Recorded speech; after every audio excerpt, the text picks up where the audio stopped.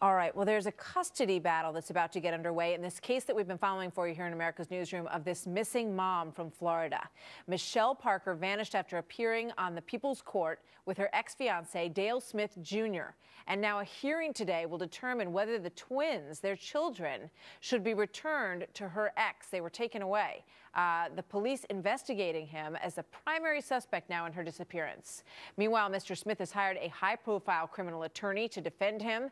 Rod Wheeler is a former D.C. homicide detective. Good morning, Rod. Good to have you here this morning. Good morning, Martha. How are you? No big surprise. I'm doing well, thank you. Dale Smith Jr. has hired an attorney. He refused to take a polygraph test in this, has not talked to the press, never came out and said, that he was concerned about his missing wife. None of that, right? That's right. Well, I'll tell you what he did do. I mean, he's supposed to be so concerned about finding Michelle that not only did he not go out and hire EquiSearch, who his attorney is saying who he wants to bring in, he went out and hired a high-profile attorney. If he was so concerned about finding Michelle, why didn't he just go directly to EquiSearch? That did not happen. But the police, he has not been in touch with the police. They did interview him, Martha, 3 times. And from what I hear in recent reports, he has not really cooperated that much because a lot of the information that he did give to the investigators there in Orlando is simply not adding up.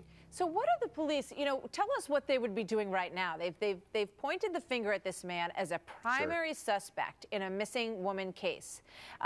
He is not under arrest. So are they watching him everywhere he goes? Are they, what's going on?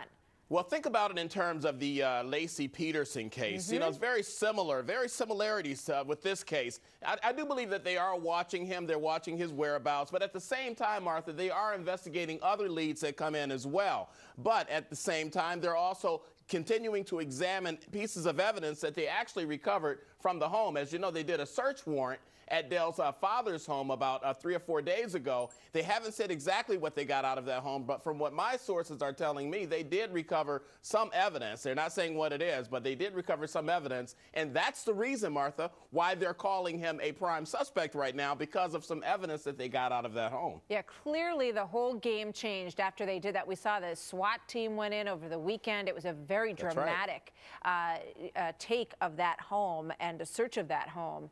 And everything changed. He became a prime suspect right after that. So clearly they found something that they felt was fairly definitive in there.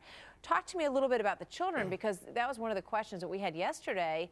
Apparently, Michelle Parker's family had not seen the children since the mother of their, this is their grandchildren. And they were staying with their father, Dale Smith Jr. What's going on with that?